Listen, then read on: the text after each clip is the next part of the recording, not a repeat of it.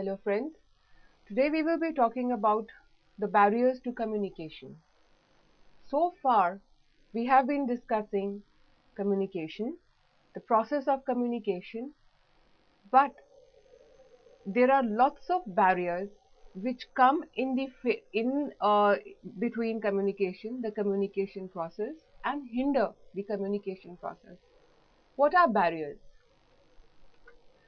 Barriers are hurdles or blockages which come in a communication process.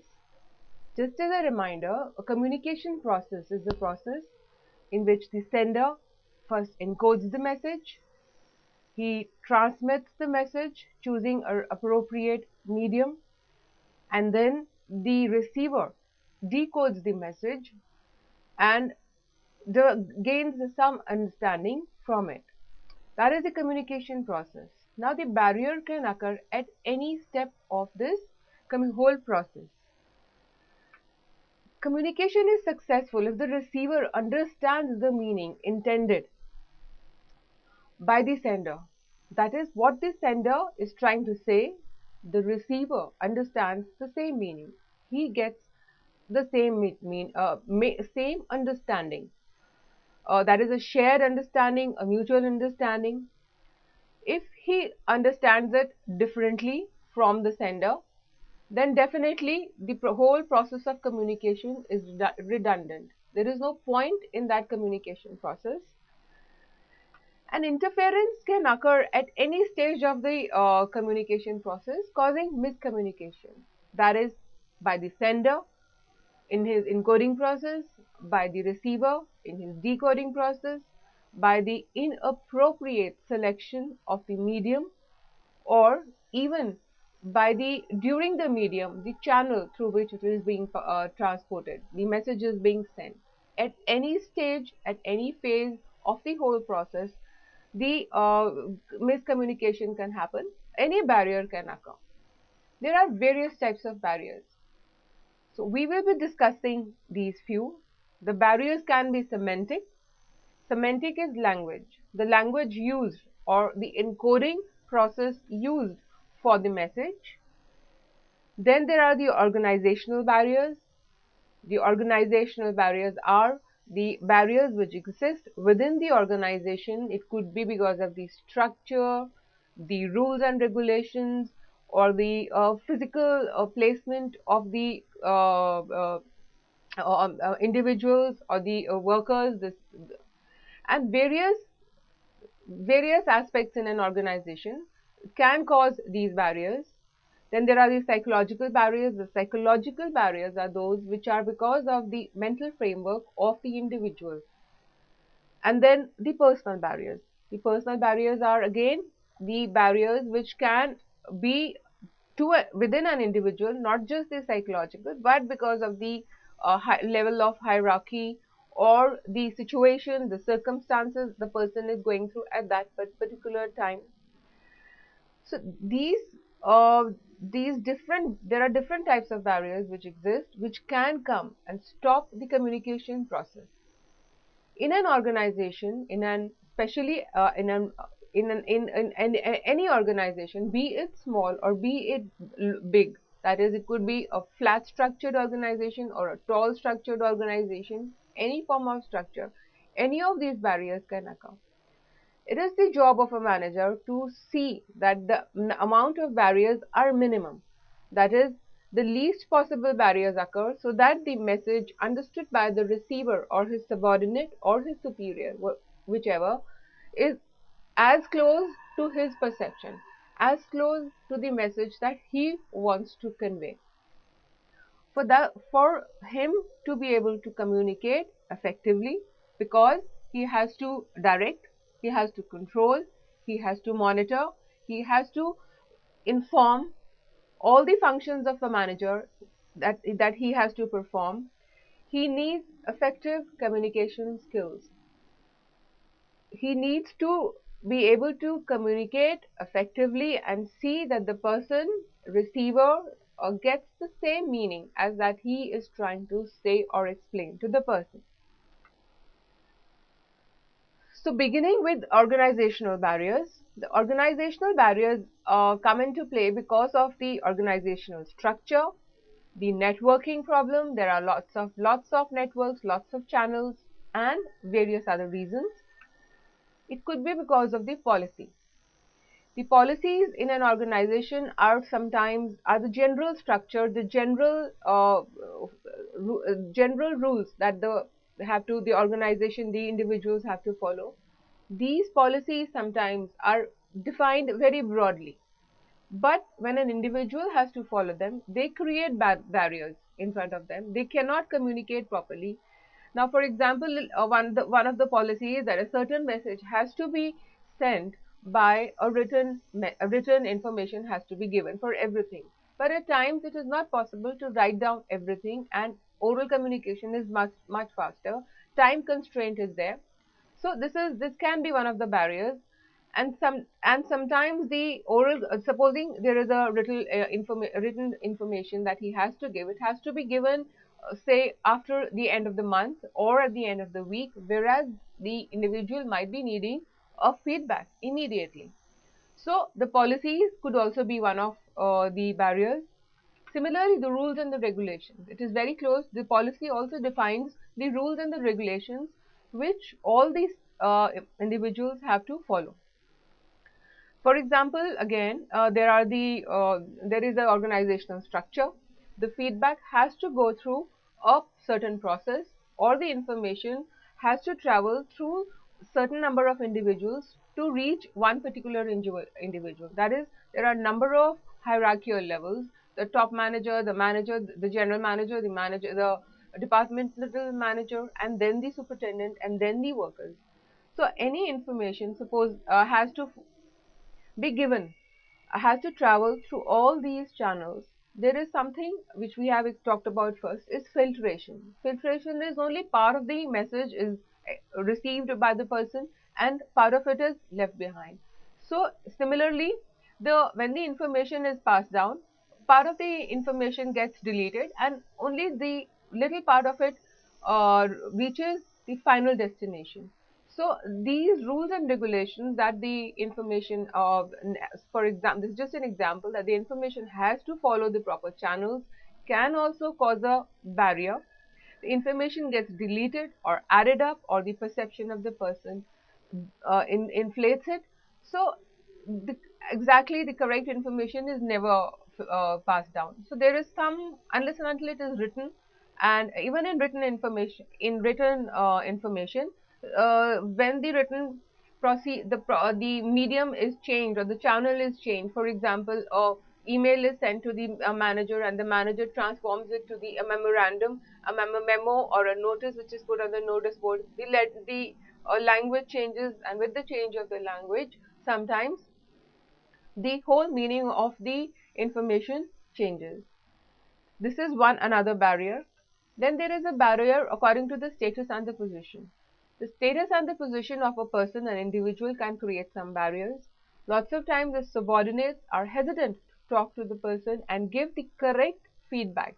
For example, they have a complaint regarding another person, or they are reluctant because of the status of that person. And the status, again, also the person himself might feel that, okay, I am at this particular level, there is no need for me to communicate with these people, they are much lower. This is again a mental block which is created because of the status. Complex organization. Sometimes the organizational structure of the organization is so complex, and so it has too many networks and too many channels, that the flow of communication is not smooth and easy. It is hindered at lot of places, and the very complex organizations, again with too many levels of hierarchy and too many departments, again can create a barrier, and a simple flow of a simple message becomes difficult. Facilities. Sometimes the organization provides the facilities provided by the organization are limited.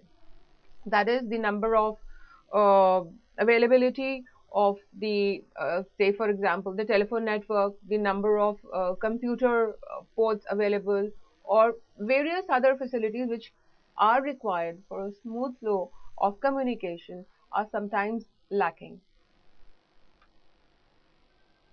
Now, moving on, communication barriers, the word meaning and the usage. That is the semantic barrier. Semantic barrier is associated with language. The barrier is created because of the use of language. A message could be badly expressed. That is, even written communication, the clarity could not be there. The message is written in such a way that there is no clarity in the whole message. There is no it is not written logically or systematically. And even while orally expressing yourself, if the message is not clear in your mind yourself, number one, you will not be able to express it clearly. So first of all, it should be clear in the person's mind, the sender, of what he is trying to say, and then only can he encode the message correctly. Then again, the clarity means there are a lack of unnecessary words are used, the language used is very difficult, and the expressions used are not appropriate, the words used are not appropriate. These are some of the semantic barriers. Then there is faulty translation. This is just a follow-up of the example I was giving you before. If supposing the general manager has sent an email to the manager that this particular notice is going to be off or a leave, the day is going to be off on one particular day, or for whatever reason, whatever the notice, and if he comes out with a written notice for the notice board, and if he changes the language or twists the language, it can create a lot of problems. It can sometimes, a wrong usage of the word or wrong translation of the word can also create rift between the workers and the management, and can also create a lot of organizational problems. Then there are the unqualified assumptions. A lot of time the people assume that yes, he knows what I'm trying to say. He has understood what I'm trying to say. Example is a particular person, one professor was going out of station for a few days, and he just made an announcement that the classes will be off from Tuesday to Friday. So by that, he meant that he was leaving on Monday night and coming back on Thursday night. That is, Friday would be working, but Tuesday would be off. But just by saying that the classes will be off by Tuesday to Friday, he assumed that the students are understanding what he's trying to say, exactly what he's trying to say. So the students came on Tuesday but did not come on Friday, and the professor did not come on Tuesday and came on Friday. So this is how a communication barrier can occur because of unqualified assumptions. Use of jargon. Jargon is the difficult language, the technical language which is related to the particular subject. For example, in law, there are the words and terminologies used which only a lawyer can probably understand. Similarly, in technology or in engineering processes, there are words, expressions, phrases which only an IT person can understand. So this is technical jargon which should be avoided. The language used should be clear, simple, simple such that everybody and anybody can understand, because jargon not everybody can understand, and a person who, for example, a lawyer, because he knows, he assumes sometimes that these people would also know, whereas that is not the case. So the language used should be simple, and jargon should be definitely completely avoided.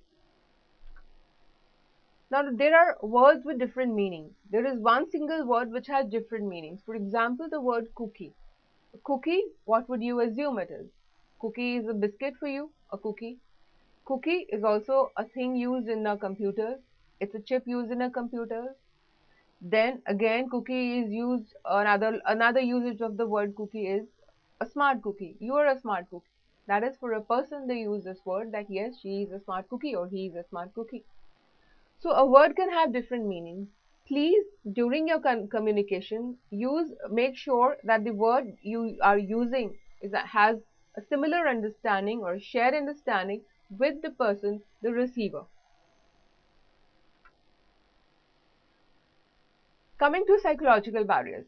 Psychological barriers can be for various reasons. These are the barriers because of the mental framework of a person. This can be for because of the distrust of communicator. That is, you do not trust the communicator enough to believe in what he is saying. Whatever the person is saying, the sender is saying, if you do not have faith in him, if you think that he is a liar, he is a cheat, if you do not trust him, you will automatically block out. And any information he is passing, any instruction or direction he is passing, the subordinate will not believe that. So, having a mutual trust or between the manager and the subordinates is important to cut down this barrier. Then there is inattention. This is a very common chronic problem. People tend to not pay attention. Usually you are mentally in such a mental frame of mind, or invariably you do not pay attention to what the other person is speaking. Notices are there, only notice board. Lot of people do not bother to go and read what is written on the notice board till it is too late. So this is another barrier. This is again a personality trait. A person, they usually do not like to go and check out the notice boards, or uh, they generally try to not try to hear, or empathetic listening as we call it, do not pay attention to what the person is saying, because this could be for a lot of factors. They would think that themselves that they know a lot themselves. Then there is another premature evaluation. There are a lot of people who just jump to conclusions. That is, they have a certain mindset about a person. That is, that it could be that I know more than him. Why should I have to? Why should I listen to him? Or why should I read his email? Or it could be that this person is a manager, the general management, for example, the workers. This person is the general manager's yes sir person, and he is only going to talk for the better benefit of the management and not our benefit. So there are a lot of reasons in a mental psychologically which will make you jump to conclusions and not listen or hear what the person is trying to say. Then there is failure of communication. Failure of communication could happen because of, again, a lot of reasons. You do not understand, you're not at the same mental level. He is talking in a very high range. Various factors affect and create this failure of communication. Then there is loss by transmission. Like I said, when the message, you take a message, and a simple example is there is a architect and a farmer traveling in a train. When they are traveling, the farmer will only observe the farms, and the architect will only observe the huts, the houses, the structure of the houses, and he will not look at the farms. This is your perception, this is your own background. So this is again a barrier, because you are just picking up only a part of what is being there seen. So similarly, in this is again in a communication, you just when the message is transferred from various levels, and because of psychological barriers, also because of the mental framework of a person, a lot of it gets filtered down, and very little is transmitted. And again, there is poor retention. People do not remember. There is retention power is less, or they do not want to remember for certain reasons, and they always excuse is there that, oh sorry, I forgot. Too much emphasis on written message can also create a barrier, because if you have to pen down everything, it becomes difficult, number one. Number two, you wait for the time that when you are actually free enough to pen down everything, and you feel that, okay, fine, when I have to write it down, why should I convey the message right now? This again creates a barrier in communication. Moving on to the next barrier, that is the personal barrier. The personal barrier is because of the personal relationships with the person. That is, it could be barrier to the superior. Uh, the barrier to the superior could regard and attitude. A lot of people, the superiors, sometimes have an attitude because they are superior and they think of themselves as superior and high and do not think it is necessary for them to interact or listen to the juniors or the subordinates. So their position of authority gives them that attitude, which can again create a barrier because if till you are able to get a proper appropriate and proper feedback, communication cannot be effective because your communication even as a superior can be faulty, and when you get a feedback you realize that what you are trying to convey is different and what they are understanding is different, so you have to change or customize your message to the needs of the receiver, that is your subordinates. So if you are high up or stuck up and on a put yourself on an altar, have an attitude, effective communication cannot take place. Then to maintain authority, sometimes the superiors to maintain authority, to maintain that discipline or that rigidity or the formality in a relationship, try to create a barrier or are not ready to listen to their juniors, or that is they do not want to, because they want to maintain the discipline and keep themselves slightly aloof and less unapproachable. Self-satisfaction. A lot of managers get a lot of satisfaction out of belittling the juniors or the subordinates. Belittling is they get satisfaction out of number one being highly critical, pointing out their mistakes, and they do not. It is satisfying for them not to listen to them. So again, the process of feedback is hindered. The process of interpersonal relationships is hindered, and communication definitely is hindered. Then there is a principle of proper channels. Sometimes you have to the superior does not use the proper channels. There are times when a face-to-face communication is required, but he would rather send a written notice because he thinks too much of himself. He does not want to have face-to-face communication. But there are occasions, especially if you are trying to correct somebody or bring about some changes, that a face-to-face communication becomes mandatory. So using of the correct channel is important again, but the superior, because of their attitude or their self-satisfaction or whatever, they do not use the proper channel. Then there are again prejudices. Prejudices is they have some prejudices regarding their superior, their subordinates, partialities you can call it, and because of this again the communication process gets hindered. They do not pass the correct information all the time, and sometimes the information that they pass is not at the appropriate time, it is delayed. So the prejudices again cause a big barrier in the communication process. Then distrust, they distrust their subordinates, that is they do not have enough faith in them that yes, they will be giving them the correct feedback. They feel that the feedback could be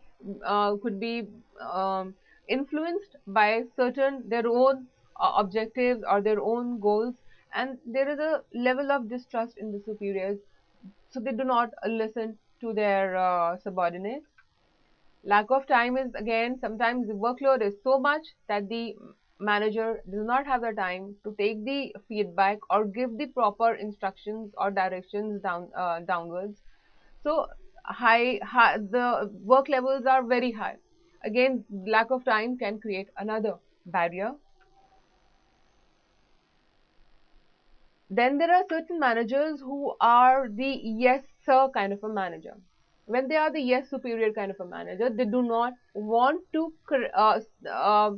justify any problem or any mistake which has occurred because by the subordinate, because they will only agree to what the superior is saying.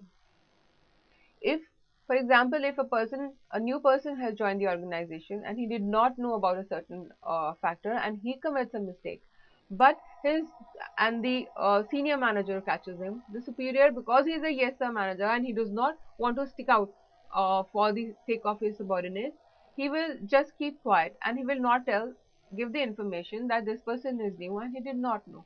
So these are the yes superior kind of people who do not stick out, and then they lose trust and credibility to their own position and their own themselves. People sometimes are themselves very complex. They themselves have too many complications in their psychological framework, and this again can create another barrier. Message overload. If the message has too much text in it, that is too much language is attached to it, or too many messages are put in one message, this is message overload. And if again there is too much additions in the message, the communication process is not smooth, and the reader or the receiver will not know what is the actual message that he is supposed to gain or get. Principle of proper channel, like we've already discussed. Now there is another thing, that is the barriers in subordinates. The barriers in the subordinates mind. There are lots of barriers again, just like the superiors can have barriers because of their mental framework or psychologically, and similarly the subordinates also have barriers. That is, they dislike, a lot of people dislike to have mistakes pointed out. A lot of people do not like that all the time somebody is extra critical. They cannot accept criticism. Criticism has to be constructive. Number one, it is also important the way the criticism is given to the person. If you bark at him, shout at him, he will not accept it, he will not like it, and that also in front of a lot of people, he would not like it. If he is individually called and politely and nicely told of his mistakes, maybe he will accept it in a better manner. Next, a lot of people resist new ideas. Change is never welcome. Whenever there is change, they are the subordinates resist, because it will mean them adjusting to the change. They will have to again relearn and rethink and re-coordinate themselves according to the change. Unwillingness to communicate message to superior on personal grounds, because they do not like the superior, maybe, or maybe because they do not want to give the message, that is, they hold it back from him for personal reasons, for their own reasons, for uh, any relationship problem that they have with the superior. They would not pass the message on. That is, the feedback, they would not, correct feedback would not be given. Then again, there is lack of incentives and encouragement. Encouragement is a form of motivation. And again, incentive is also another form of motivation. If you keep the subordinates motivated by giving them encouragement and giving them incentives, it can keep maintain the interpersonal relationship that the manager has with his subordinates, and he will also be getting the correct and proper feedback. They slant information relating to their failure. Supposing they are not able to achieve the targets that have been set, they would sometimes not pass on the information because of definitely the feedback they will be getting from the superior, or whether they will have to listen to a lot of instructions and redirections and whatever. So this is again another reason for this barrier. And there are other barriers. Resistance to change, that, like we discussed, there was resistance to change by the subordinates, and then there is resistance to change by the whole organization. It can, if a new thing is brought about, a new idea is put in the message or given, mentally everybody just blocks out. They do not want to accept. They just black out and think like, no, we don't want this, we don't like this, and they're not even ready to accept it mentally. So that is another factor. Perception, like we've discussed, perception is based upon every individual's it could be age, sex, background, the his status, his social, economic status, and the occupation, that is his education, and all the factors, his experiences, his past experiences of life, all support to form or frame the perception of every individual. Every individual have different perceptual framework, and they all have different perception, and if the perception of one person is different, which it usually is, it creates a barrier. That usually you can group or cluster that these a particular kind of people or with a particular kind of education, a particular status, they would know or understand this particular thing, the language that you are using for communication, and the structure of the message that you are using, the encoding process that you are using. So you see, if generally by the education, the status and the background, you're able to know that yes, this person would understand this kind of a message. So but if the perception is such that he a lot of blockages are there in his mental framework, then he will not accept those messages and or derive a different meaning from those messages. Again, there is closed mind. A lot of people think too much of themselves, or they think that they know everything. This is one of the reasons, and they have a closed mind. They are not ready to listen to the other person. They feel that what they know is correct and what they feel is correct, and there can be no change in that. Lack of ability to communicate. The lack of ability to communicate is when some people, their oral skills are not good, their language skills are not good, they are not able to speak well, or they are not able to write well. So this can again create another barrier. For a manager to have good communication skills, that is oral as well as written, is very important.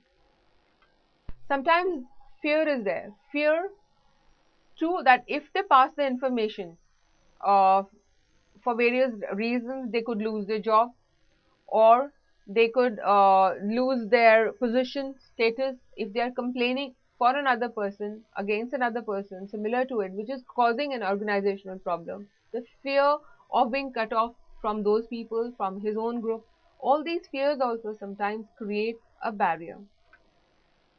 Distance and time. Now time, if the feedback is not given on time, the corrective measures cannot be given on time, it can cause a big hindrance to the organizational flow. Flow of work, flow of information. Time is very essential. The feedback should be on time. The message should be passed on. The information should be passed on. Any changes in the rules and the regulations should be passed on in time, because delay can cause lot of wastage and lot of problems in an organization. Then distance in the sense, there are sometimes the distances in the organization is very big, large. The distance can create within an organization can create a problem. They have or different locations. Then again, distance can be a hindrance. So there are other, these are the physical barriers. Distance here is the physical barrier which are also there and create a blockage in the smooth flow of communication. Now to summarize, quite often misunderstandings occur and they arise in an organization due to miscommunication. Communication barriers can block the communication process at any stage and create noise and imperfect transmission of the message. Noise, as we know, can be created in any stage of the message. Noise is any disturbance which is there, that is, it could be at the encoder end, the sender's end, or the decoder's end, or the receiver's end, or the media, or the channel. Anything which is outside the main process is noise. And the various problems of barriers or barriers of communication can be classified under semantic. Semantic is the language barriers that we discussed. Psychological barriers are the mental framework of the person. And the personal are because of the relationships. And the organizational barriers. Organizational barriers are those which are because of the structure of the organization. Semantic barriers are the problems in language. Psychological barriers are related to the individual's own attitudes, beliefs, and mental framework. Personal barriers arise due to the prejudices, distrust, and response to authority. Now, organizational level of hierarchy. And complex structures of the organization can also create barriers in the communication process. That will be all in this. Thank you.